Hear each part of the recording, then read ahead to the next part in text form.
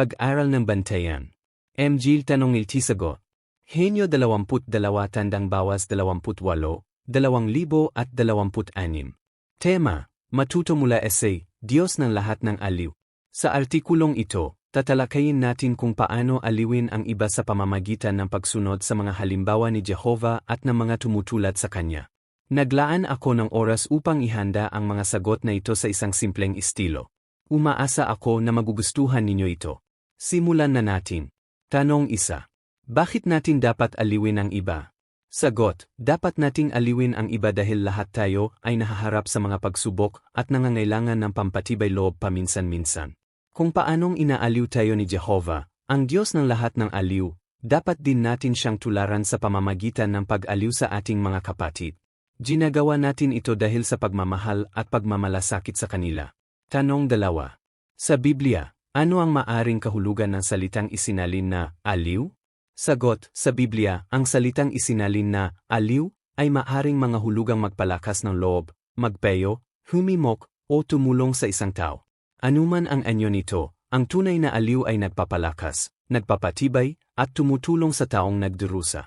Tanong 3. Paano nagpakita ng halimbawa si Bernabe sa pag-aliw sa iba? Tingnan din ang larawan. Sagot, nagpakita ng halimbawa si Bernabe sa pamamagitan ng paghihikayat at pagsuporta sa mga kapananampalataya kapag nangangailangan sila ng tulong.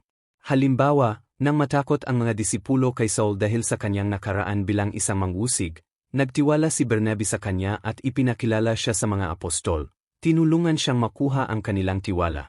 Tanong 4. Ano ang isa sa mga pinakamahusay na paraan upang magbigay ng ginhawa? Roma 1 oras 11 minuto, 12. Sagot, isa sa mga pinakamahusay na paraan upang magbigay ng ginhawa ay sa pamamagitan ng personal na pagbisita sa isang tao at paggugol na makabuluhang oras kasama sila. Ang mga personal na pagbisita ay maaring magpalakas at magpalakas ng loob sa iba, tulad ng nais ni Pablo na gawin. Kapag hindi possible ang isang pagbisita, ang isang tawag sa telepono, liham, card, o text message ay maaari ring magbigay ng kinakailangang ginhawa. Tanong 5. Anong mga hamon ang maaari nating asahan? Sagot, habang lumalala ang mga kondisyon sa mga huling araw, maaari tayong maharap sa mga panganib at oposisyon kapag sinusubukang aliwin at suportahan ang mga kapananampalataya. Tulad ni Onesiforo at ng mga tapat na Kristiyanong gayon, maaaring kailanganin natin ng lakas ng loob na suportahan ang ating mga kapatid sa kabila ng mga posibleng personal na kahihinatnan. Tanong 6. Paano natin matutularan si Jehovah habang inaaliw natin ang iba? Tingnan din ang larawan.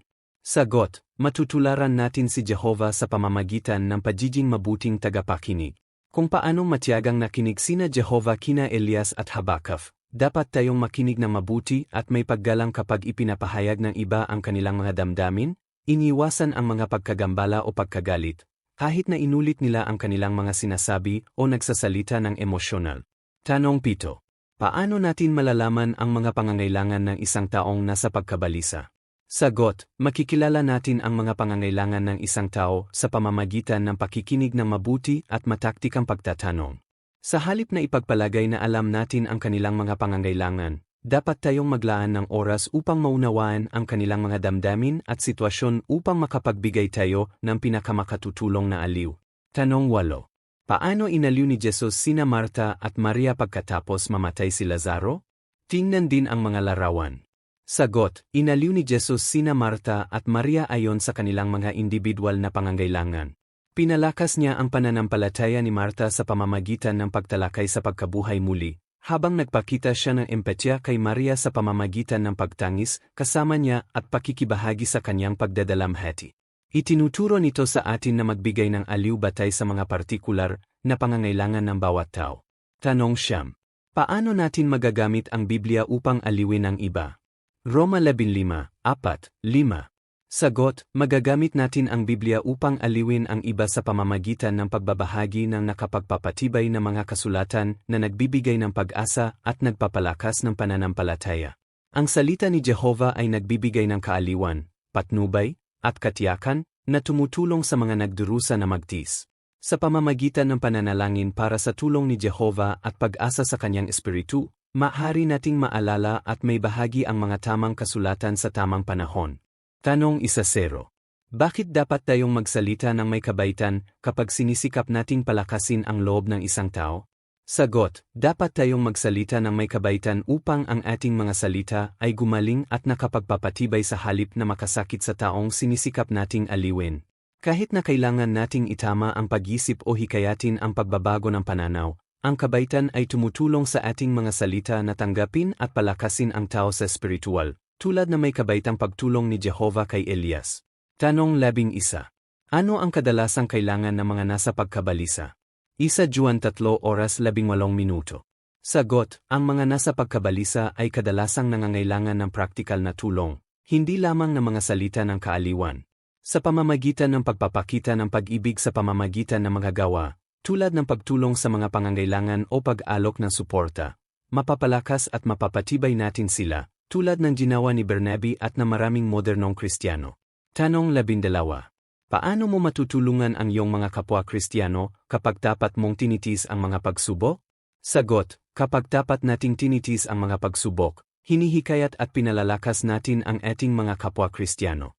Pinatutunayan ng ating pagtitis na tinutulungan at sinusuportahan tayo ni Jehovah, na nagpapatibay sa pananampalataya ng iba at nagbibigay sa kanila ng ginhawa at lakas ng loob sa kanilang sariling mga pagsubok.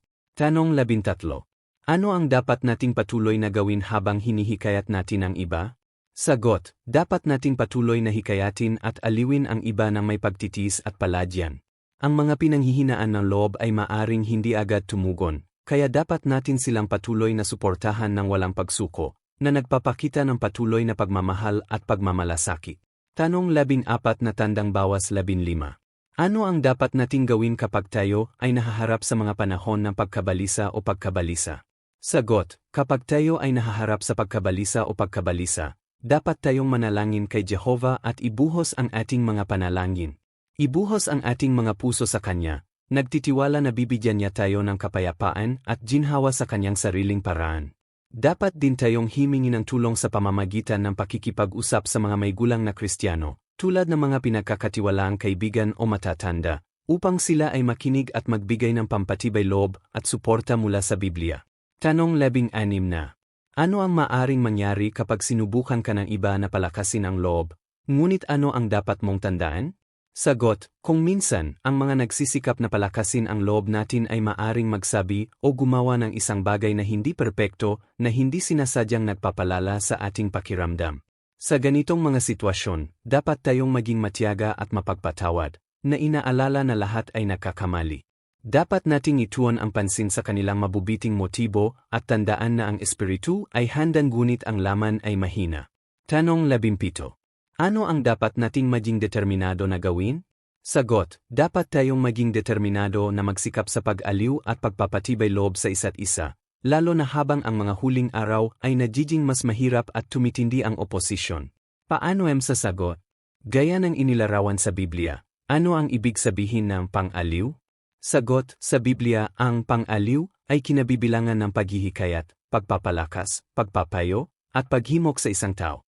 Nangangahulugan ito ng pagsama sa isang taong nasa panganib upang magbigay ng suporta na magpapatibay sa kanila at tutulong sa kanila na mabawi ang espiritual at emosyonal na lakas. Paano natin maaliw ang iba? Sagot, maaliw natin ang iba sa pamamagitan ng pakikinig ng mabuti, pagpapakita ng empatya, at pag-unawa sa kanilang tunay na mga pangangailangan. Ginagamit din natin ang Biblia upang magbigay ng pag-asa, magsalita ng may kabaitan, at magbigay ng praktikal na tulong kung possible, habang matiyaga at sumisuporta sa paglipas ng panahon. Ano ang magagawa natin kapag kailangan natin ng ginhawa? Sagot, kapag kailangan natin ng ginhawa, dapat tayong manalangin kay Jehovah at ibuhos ang ating mga nararamdaman sa Kanya, at humingi rin ng tulong sa mga may gulang na Kristiyano. Dapat tayong tumanggap ng tulong ng may pagtitis, manatiling mapagpatawad, at hayaang palakasin tayo ni Jehovah sa pamamagitan ng Kanyang salita at ng Kanyang bayan. Salamat sa panonood.